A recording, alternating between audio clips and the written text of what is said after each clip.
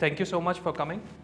And today we will talk about rethink product development. So this session is slightly different because we will talk about Agile in a slightly different arrangement. We will talk about Agile and how Agile is actually redefining the way we are making things. Cars, skyscrapers, bridges, buildings. All right, so quick introduction before we go further. My name is Owais Zahid. I'm working as a software development manager at Autodesk. I live in Singapore, have around 14 years of experience working around the globe. Somewhere in these 14 years, I got inspired by Agile and Scrum and became sort of a practitioner. I'm not an Agile coach, full disclosure. But I do work with the teams and sort of help them through their Agile journey. I still like to code, especially in JavaScript, and I love football and support AS Roma. They are a bit disappointing these days, but I still like them. Okay, yeah, one more thing before I go. So it's my first time in Nepal. It's an absolute pleasure to be here and meeting lovely people like you all. So thank you so much for having me here. Thank you so much.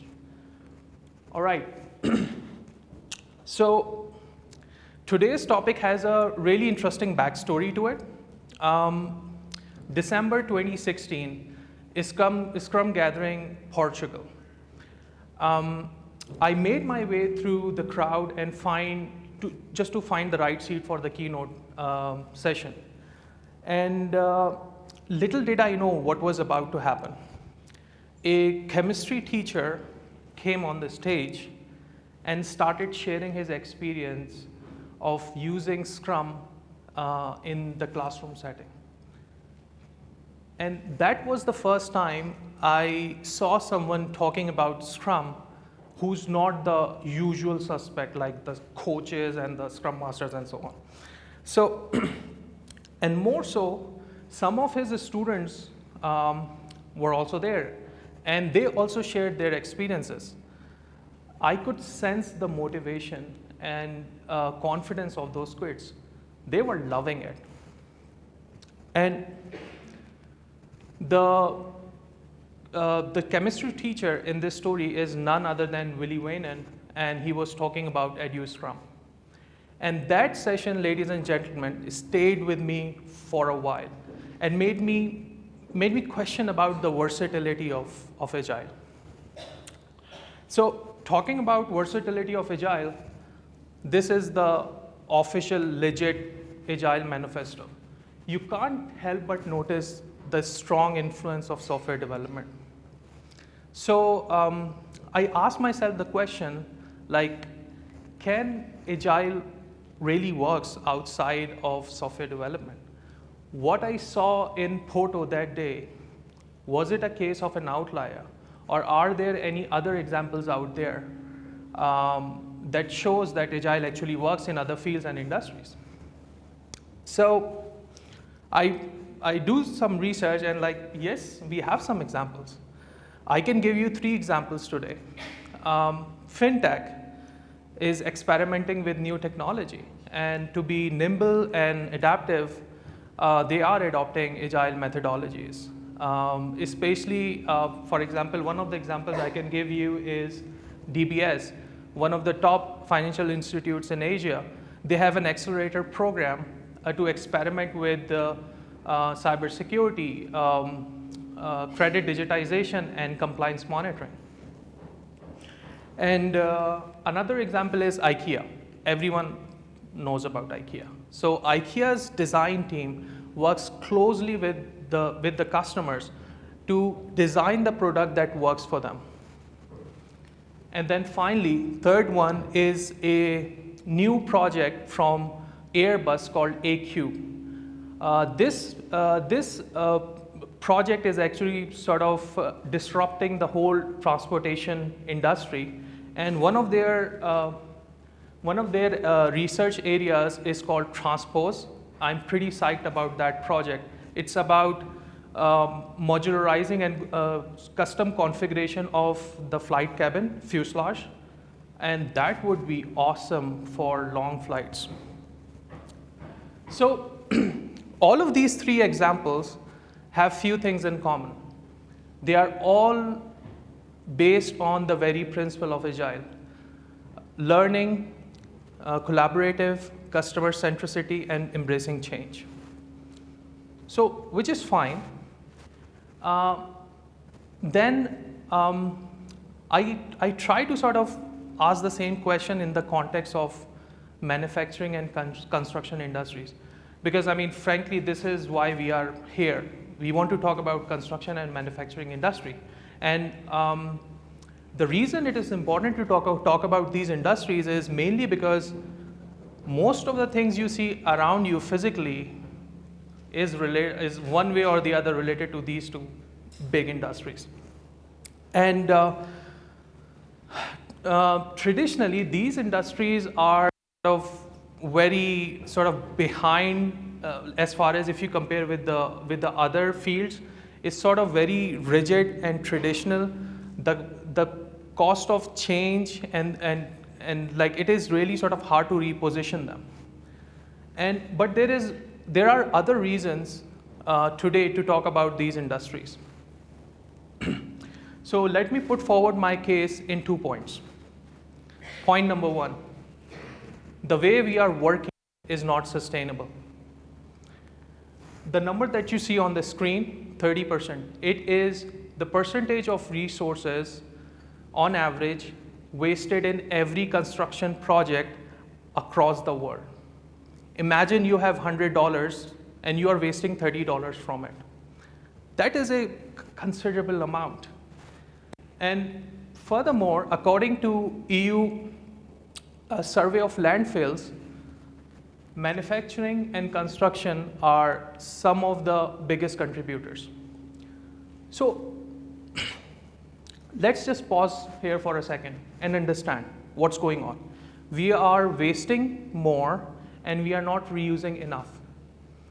There are 7.6 billion of us, humans, and we are projected to grow to 10 billion by 2050. We seriously need to rethink the way we are using our resources, because the way we are doing things right now is not sustainable.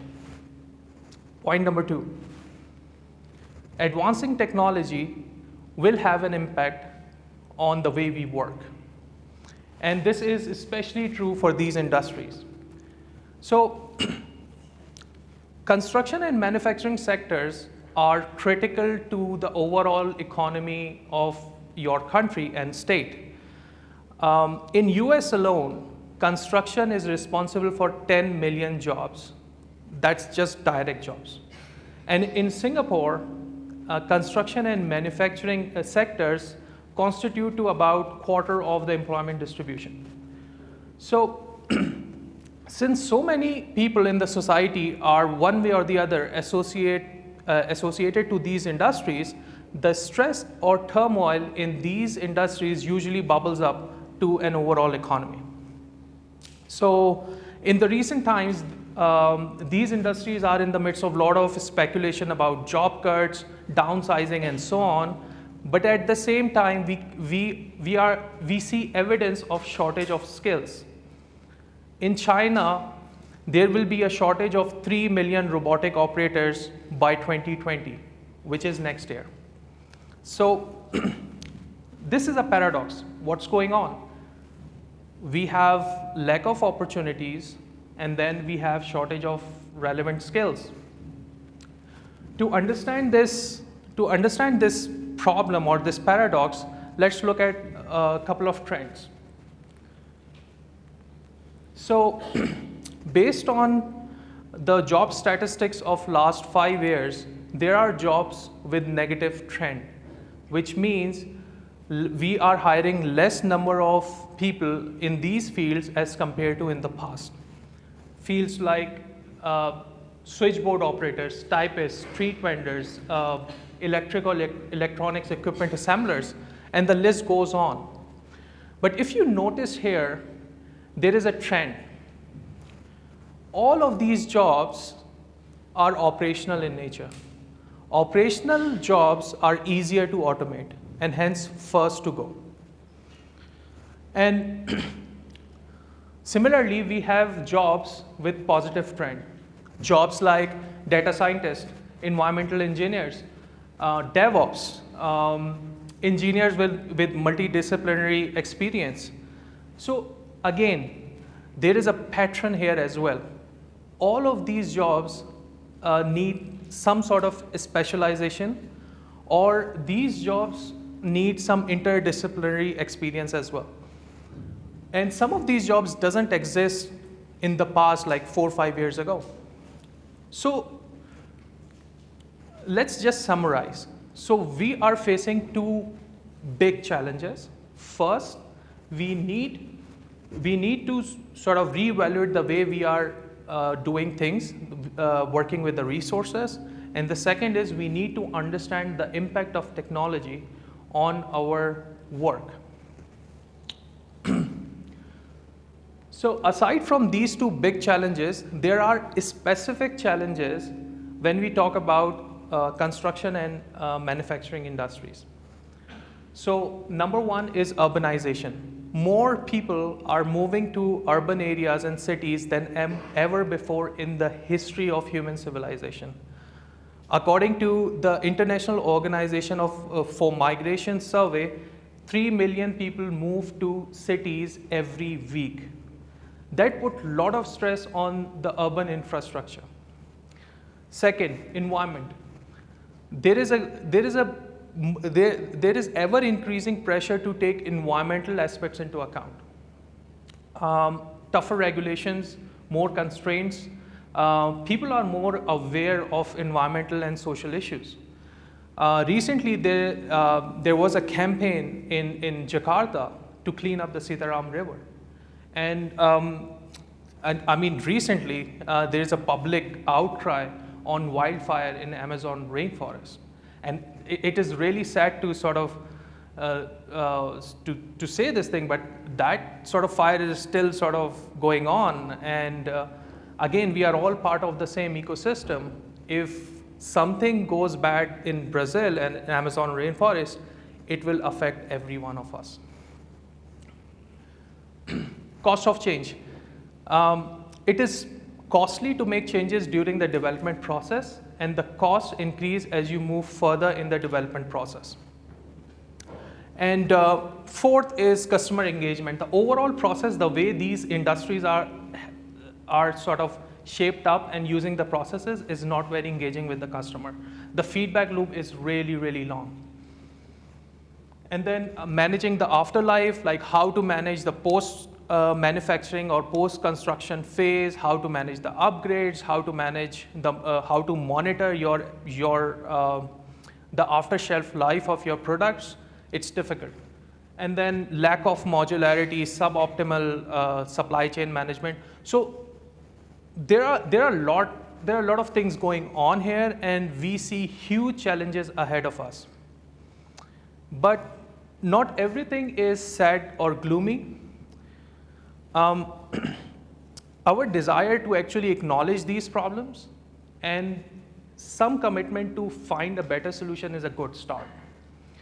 So the reason we are having this conversation is mainly because we all are witnessing a change, a shift. We are moving from the digital age to the age of automation. Some people prefer to call it machine age or industry 4.0, but either way, we are moving towards a working model in which we will rely more and more on machines to get things done. And there are a few factors involved in this change. So overall, you can categorize them in 3 areas. I can add another one. So the first one is constraints. We already touched upon the constraints. Environmental constraints, shortage of relevant skills, resources are scarce. Preference, customers are more aware. They are demanding more customized solutions. Research and development. We have made good progress in the field of science and engineering, We have better tools and technology now than ever before. And you can add another sort of factor in this change is that there is a change in the economic cycle. So now 65% of the economic opportunities are emerging from the emerging markets like Vietnam, Indonesia, Malaysia, Bangladesh. So the combination of these factors is sort of propelling us into the new age. And mind you, this is not a sudden change. It was on the card for a decade or so, but with more awareness, better tools and technology, and changing demand, we are at a tipping point. We are at a point where rapid transition is possible. So, so companies have already started embracing this change and sort of setting the trend. So in order to see the overall direction of construction and manufacturing industries, we need to look at the trends where these early adopters are investing in. Number one, Internet of Things. IoT is a network of physical devices to manage, control, or connect the physical devices. Construction and manufacturing, especially manufacturing and IoT, is a match made in tech heaven. More and more companies are using IoT to manage their processes, their devices, and their workspaces. The example that I can give you is Bosch connectivity platform. They have a platform to manage their devices. And for example, this is smart drilling machine that you can program according to your safety policies. Another example is a project commissioned by EU called Simplexity to research the collaboration of human and robots for complex surface finishing operations. All right, cloud computing. Cloud computing is used to manage high volume of data and perform computationally intensive activities. And it also provides economics of scale. So things, the processes like contract management, subcontract management, bid management, document management, integrations, cloud computing is the way to go. One good example is a startup called Smartwaitio, which is using the power of cloud computing to provide a safety and monitoring solution using machine learning on video streams. So they can detect if some of the movements are violating the safety or there might be a risk of an accident, which is pretty cool. All right, so VR, AR, reality capture, these are more like visualization tools. So a lot of companies are using these tools to engage customers early in the development process. Even if your product is not ready, you can still engage them, show them the models, and like get the feedback. Generative design. So this is sort of new. So generative design is about harnessing the power of cloud computing and artificial intelligence to create complex designs. So, I mean, I'm proud to say that Autodesk is one of the sort of at the forefront of this generative design revolution. A couple of years ago, we used generative design to generate the entire interior of our new office in Toronto, Canada. And the results are pretty awesome. Like, you can feed in your preferences, your constraints, and all the data of your design, and then it gives you millions of different possibilities and create a whole graph of possibilities that you can further drill into. That actually drastically cut down your design time. So a lot of new companies or startups, they are using generative design to actually cut down their design time. Offsite construction. This is probably the game changer for construction. In this model, bulk of your construction is moved to an off-site facility, maybe labs or factories, and then your on-site becomes more like an assembly site. So the advantage of using this model is that it drastically reduces the time to construct, and it also prevent resource wastage. So this is new. This is the news from, it's August 26th. So I like that news so much, so I just took up sort of a screenshot of it and put it there.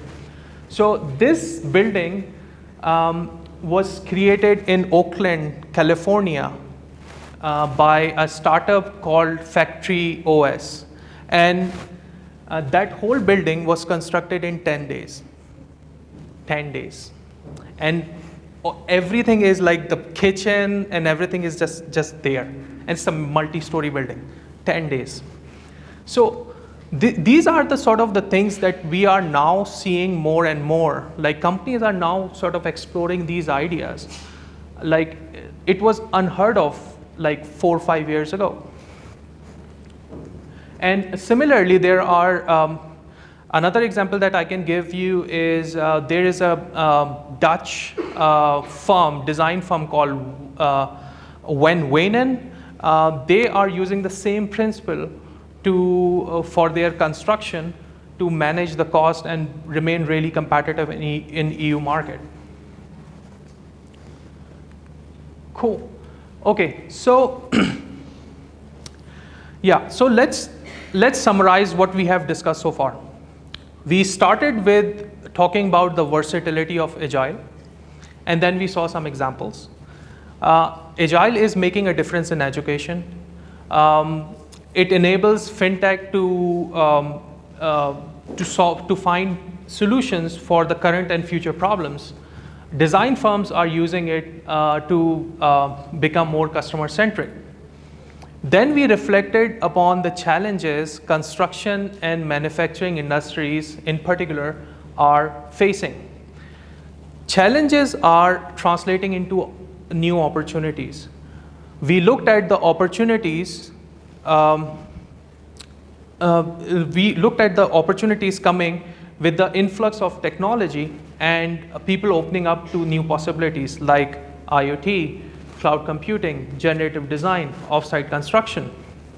So let's put everything into perspective and ask the same question again. Can Agile work in manufacturing and construction industry? Well, the answer is yes, resounding yes. Yes. So we are beginning to understand the advantage of moving fast. Large organizations are reimagining themselves from the complex bureaucratic maze to the collection of cooperative and high-skilled teams that works well with each other. So it is really interesting to see that the big enterprises and the big organizations that were used to set standards for the whole industry are now facing stiff challenges from the startups. So given everything, it is increasingly possible for us to be agile in these industries. So let me share 6 ways where Agile can help these industries to succeed and actually embrace this change and enter into the age of automation. So number 1, keep it simple. So in order to explain simple or simplicity, I haven't found a better way than David Hussman's Dude's Law. It's really sad that he's not with us anymore. He passed away last year. I was lucky to met him a few times, but yeah, it's really sad. but his work will continue to inspire us. So according to the Dude's law, the value is equal to y divided by how, like why you work and how you work. So how, keeping that how part low will give you more value, basic. So Agile is, this is something where Agile can make the biggest difference in these industries, because these industries are traditionally very heavy on the processes and paperwork, chain of command and all that. So if we can find a way to keep that how part low, we can make a huge difference. So some of the ideas that we can sort of do to lower the how part is maybe we can we can be more inclusive, or bring stakeholders on the same page, or create cross-functional teams. Or maybe we can, instead of following the chain of command, maybe we can sort of have a shared understanding of definition of done, and probably we can sort of have like a understanding of like accountability. So we can try a few things. Cool. Second thing is sustainable development. So as we saw in the case of offsite construction, since if your construction is moving to a managed facility, then it is possible for you to maintain a constant pace of development, because you are not actually working for that particular construction site. You are working constantly to create smaller modules that you can sort of stick together to build something bigger. And the similar thing can be applied to manufacturing as well. Even though manufacturing is ahead of construction in many ways, they had like lean manufacturing way before, so they know how to optimize their process. But with the inclusion of software-driven designs and technologies, the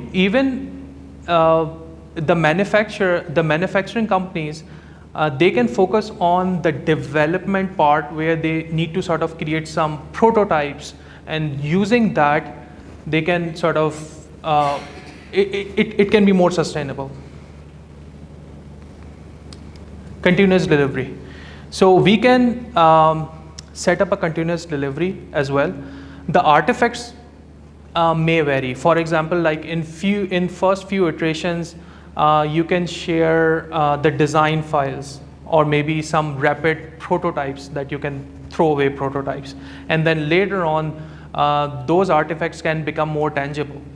Even for large projects, with multiple teams, we can come up with some kind of a scaling model to orchestrate the delivery of the complete artifact.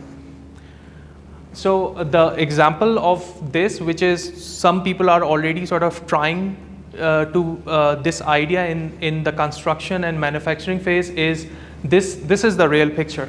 So there is a company called Miller Electric.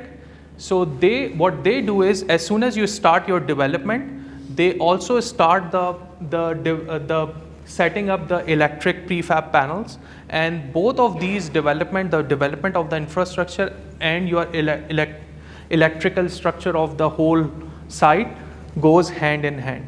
So that actually helps. Both the teams who are responsible for construction and handling the electrical structure to be on the same page, and making sure that they are not making any decisions which will not go well with the other. Fourth, responding to change. So frequent deliveries lead to frequent feedback.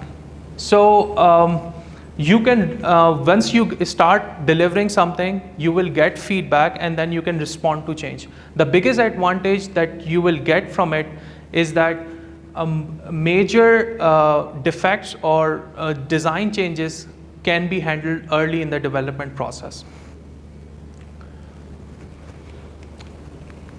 All right. So yeah, interesting thing here is that it's not just about doing the continuous delivery, it's more about engaging with the customer and responding to change. So in order to respond to the change, you need to engage with the customers.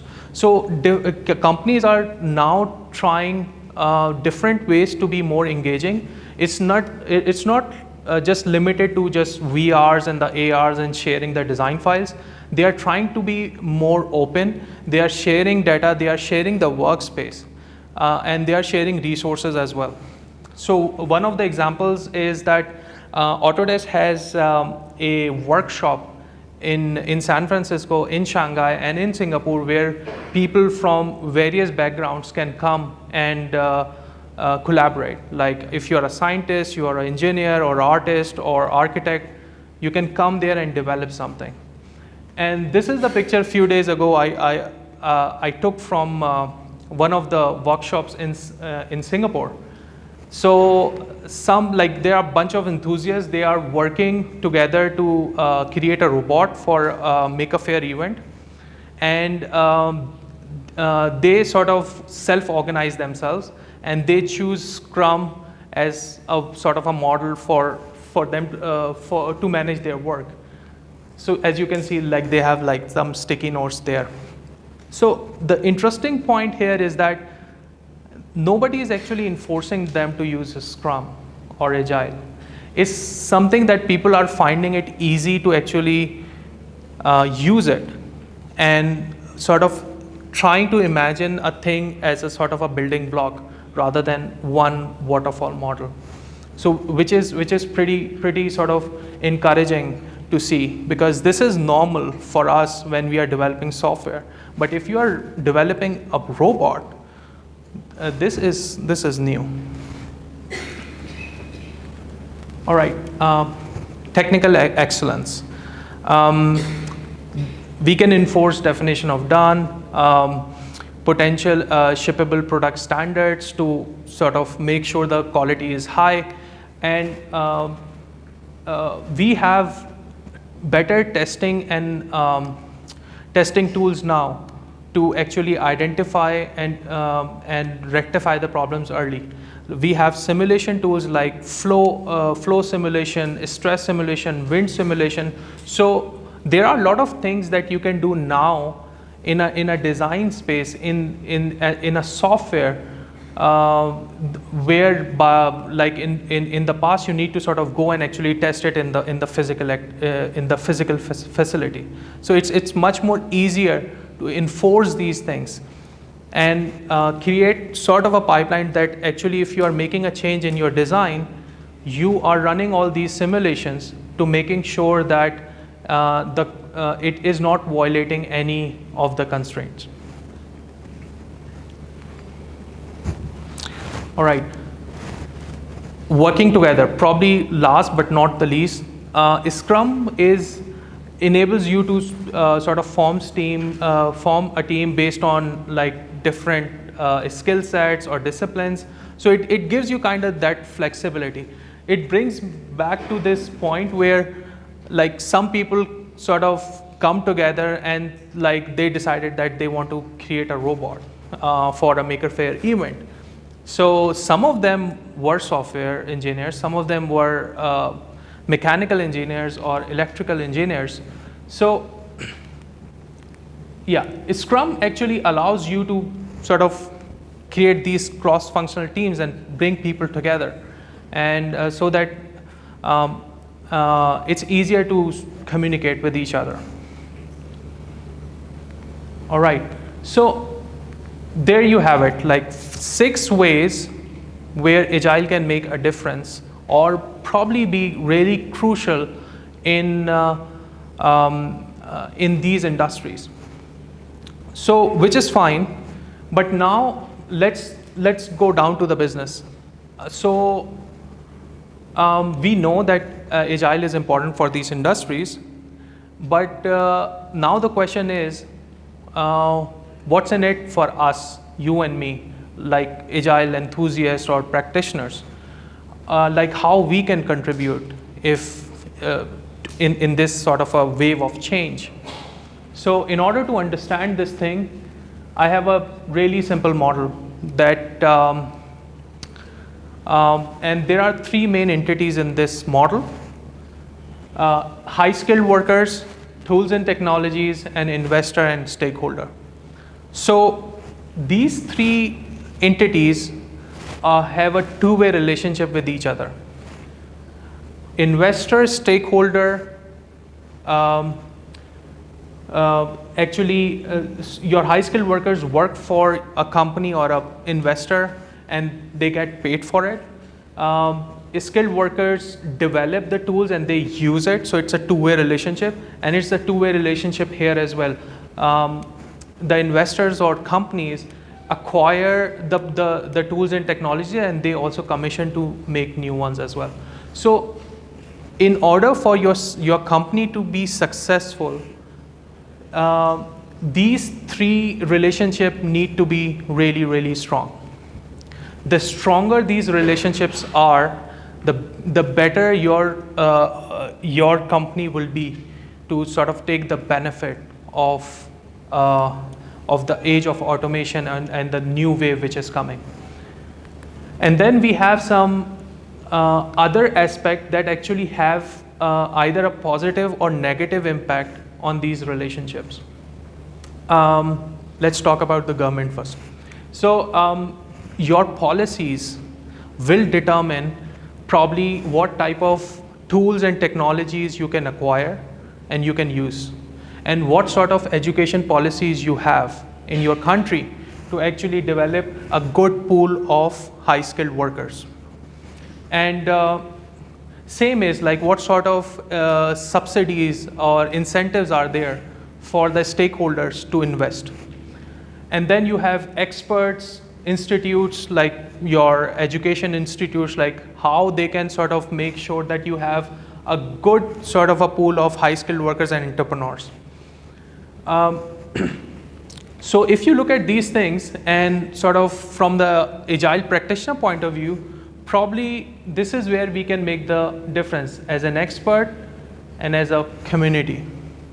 So we have a role to play to actually understand these different aspects, understand what sort of work is the construction and manufacturing companies are doing and how they are doing it, and how we can sort of influence them and like be more of an agent of change. Cool. So yeah, in the end, if I have to sum it up, I see that agile practitioners will play a massive role in actually helping these industries to succeed and actually make a move into the age of automation. But for that, we need to understand how things work, and because we have a really good solid understanding of like how software work, but most of these industries are now heavily based on software. So there are a lot of things that we can take from the software industry and like sort of help them there. But we also need to understand how they work and probably tailor a few things here and there. And the reason it is really important is that there is a huge opportunity out there. Construction industry alone is projected to be a $10 trillion industry in next 5 years. And if you look at the robotics industry, it is growing. I was just looking at the numbers from last 6 months from US robotics market. The orders in the first 6 months of this year exceed to $800 million. These are just orders. So these industries are here to stay and they will grow. So it is really important for us to actually help them and sort of achieve their goals and then be also part of the fun. So in the end, I will leave you guys with 2 points from this whole session. Just take these 2 points. Number one, challenges are opportunities. Don't treat challenges as a roadblock or a blocker. Challenges can be translated into opportunities. Number two, change is imminent. So you have to embrace it and you have to thrive with it. Okay, that's all. Thank you.